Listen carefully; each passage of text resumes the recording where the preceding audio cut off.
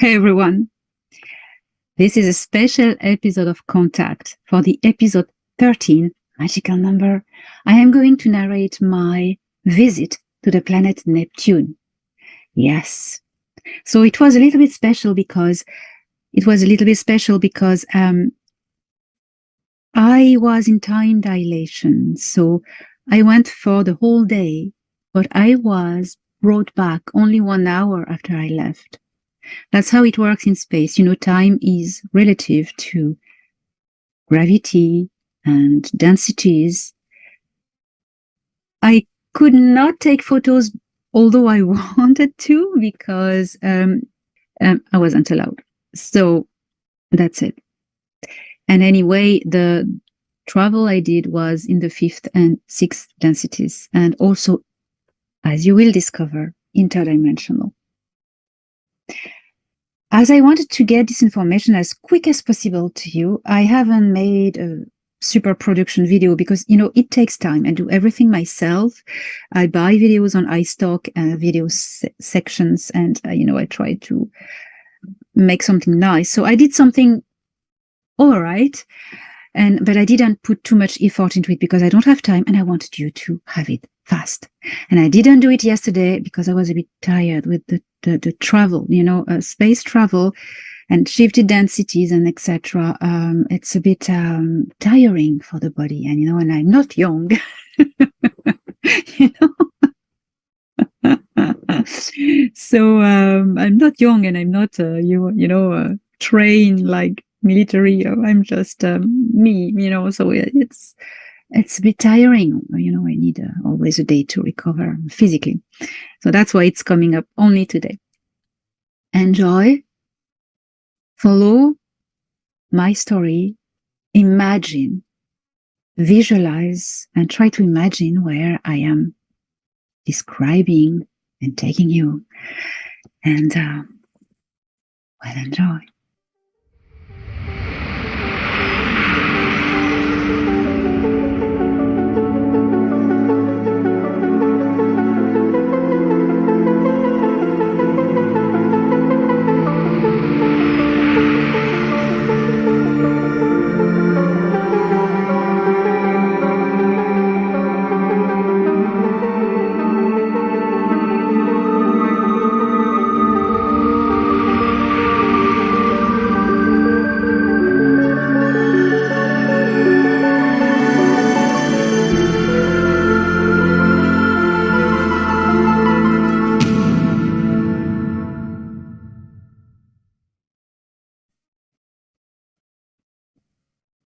On July 25, 2022, I got my lift to Neptune.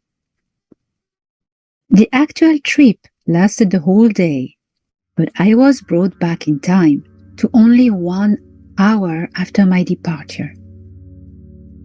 Thorhan gave me notice in the morning and he picked me up in the middle of the afternoon, which is an unusual time.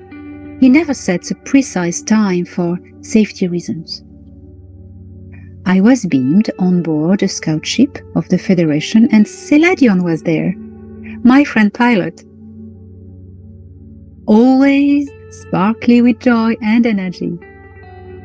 The lads invited me to the command room, and I noticed straight away that the settings were sort of upgraded. The walls were rounder, and the materials more smooth and luminescent white. Seladion invited me to sit in the co-pilot seat, and I politely declined, not sure about my skills. "Come on," said Thorhan. "You've done that before. You will enjoy it." All right. As I took place in the seat, it adapted to my body shape, and I let out a little cry of surprise. I know it does that, but the sensation is always fun. Thorhan let me place my arms on the inside lower armrests. The external ones have all the commands, and I am not touching that. I extended my hands forward and opened my palms above the 2 hexagonal green glass pads preparing myself mentally for the interface with the ship. Taking a few deep breaths. As I explained it in my previous books, it works via DNA resonance. "We're ready," said Seladion, running his long fingers through holographic screens. Thorhan briefly waved his hand above the console and a third seat materialized from the ground. "Wow!" I exclaimed. "That's a new feature." "The latest model of scout ships," Thorhan answered while sitting in the middle chair. "We've integrated some technology from our intergalactic friends." "It's awesome," Seladion added with enthusiasm. "The target is set, Elena. You only have to give the impulse power. Whenever you're ready." I took a deep breath. As long as I wasn't in charge of the navigation, it was all good. The Mars incident traumatized me slightly, which I described in my book, We Will Never Let You Down. So I applied my palms on the interface pads with confidence. I instantly received in my mind a wave of frequencies and light geometrical patterns. It was the artificial consciousness of the ship interfacing with my mind. I remember the first time I did it. It was the Mars episode when I nearly crashed the ship. Consciousness interface requires skills and training, which I'm not excelling into, or at least not yet.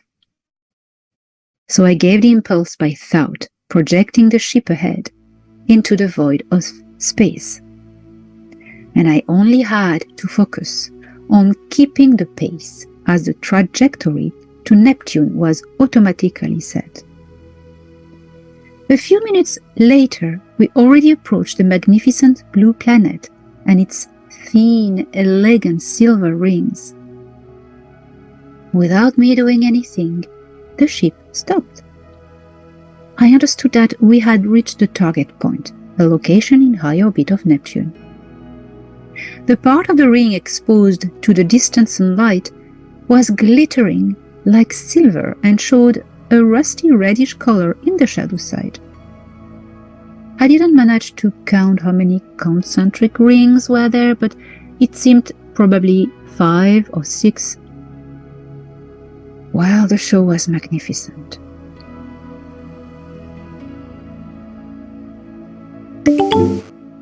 This is when it happened.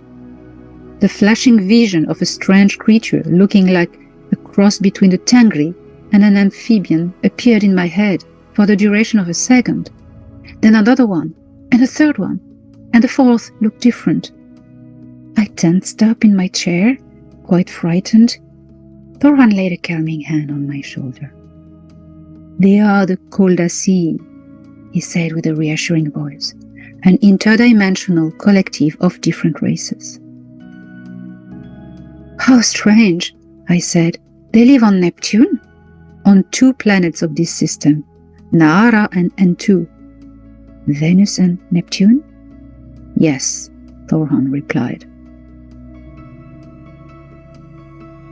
"They are telepathic only," Seladion said, "and they can scan all the ships on approach. It is a normal procedure, more about curiosity than security. Sorry for the fright, we should have told you." Surely they should have. Seladion took over the navigation from there, and our ship flew towards a part of the bigger outer ring where the dust particles agglomerated to form a field of small rocky asteroids. It was weird. There was located a huge mining station. Our ship entered a landing bay. The interior was dimmed and looking like how you can imagine a sci-fi mining station in the outer rings of the distant planet. Thorhan asked me to put on an environmental suit, one of these white, translucent, very light spacesuits. He pressed a button on it near the neck, and a transparent helmet appeared out of the metallic color. I am unable to explain how that worked. I had gravity boots also with it and a large density belt. Once all three of us were equipped, we went out of the ship into the busy landing bay. As we walked through it towards a higher platform, Thoran explained to me that this facility was built by the Galactic Federation of Worlds a very long time ago, long before the Terran Wars, at the time when this star system was facing other conflicts. Since the time you are mining these rings, I asked, there shouldn't be any more rocks in it? Thoran laughed. We are extracting a very precious metal, Seladion said, in small quantity, respecting the gravitational balance of the rings and the moons. Anything up here affects everything down there on the planet. We climbed onto a semicircular platform that led to another hangar. This is my ship, Seladion said, as he pointed at the discoidal vehicles shaped a bit like a bell. That's a cargo, I asked, perplexed. Yes, Seladion replied. Okay, I was expecting more like a sort of long sort of craft. Why does the Federation mine here, I asked. I mean, they don't own this system, right? So, do they have the right to do that? Seladion turned back to face me. His bright blue eyes were luminous. This is not the Federation, he said. This is for the CONTATO. We mine for them the organ they need to maintain their density stable here, against free access to their portal. The CONTATO, intervened Thoran, are in this system for so long that they are considered as natural residents. It's like if they have always been here, but in a parallel dimensional plane. Come and meet them, Seladion called to me from the footbridge leading down to a lower level where the strange cargo ship was parked. We entered. The interior of the ship indeed was from a different epoch, older construct. It could have been Earth-made, although it was not. As the airlock closed, we could remove our helmets. Thoran did it for me. Interestingly, I have claustrophobia, but wearing this helmet was just fine. It was very light and the air was flowing great and fresh inside, adapted to my physiology. At my great surprise, not the first and not the last in this peculiar adventure, the ship didn't take off, but shifted, dimensional plane. Suddenly, the station wasn't there around us anymore. But Neptune with its rings was still there. But no station? Interesting. Our craft slid smoothly towards the surface of Neptune. Time was also felt differently, more expanded. What a magnificent blue color. So soothing.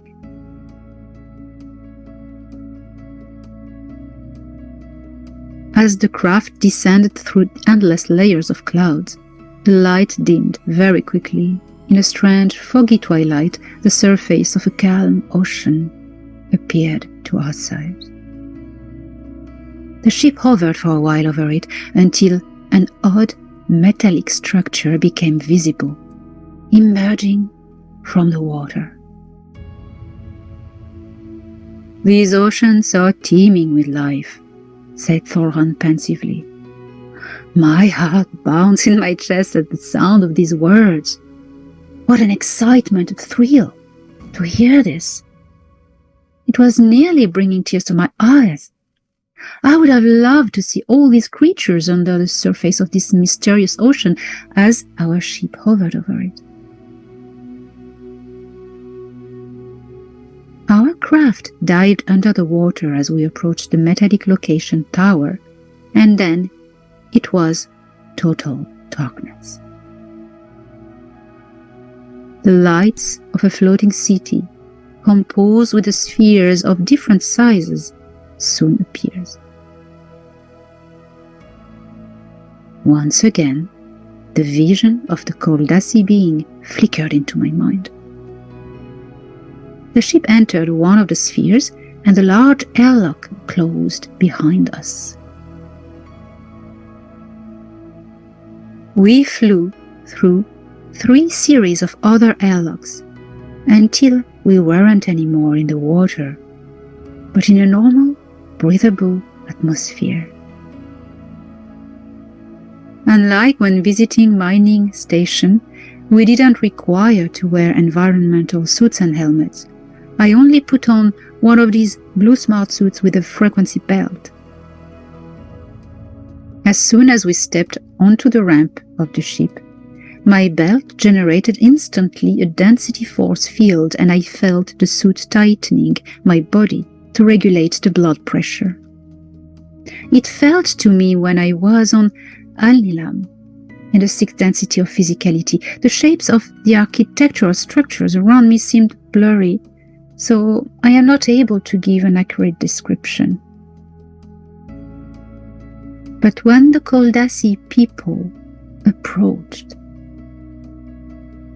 I could detail them quite clearly. It seemed they were a collective of different races, and they truly were, all living in the same dimensional plane. I had never been to a parallel dimension before, and this was a whole new experience for me. Most of these beings were about 5 to 5.5 feet tall, and the most prominent race was looking like the Trappist one, Tengri, with big round eyes. There was something about their features that looked amphibian. They had 2 sets of long tentacles coming from either sides of their head, waving as they moved. They had clothes on of different fashions, and their skin was light green, with some blue shades. They had 4 thick fingers at each hand, although they were not of a grey genome, but a species of their own. Among them, I could see also humanoid races with other features, but more or less all of the same average size, around 5 feet tall. They felt and they behaved very friendly. 2 of them approached me and took me by the hands, inviting me to come with them somewhere. I threw a look at Thoran to check if he encouraged me to follow them. I took his compassionate smile as a positive answer.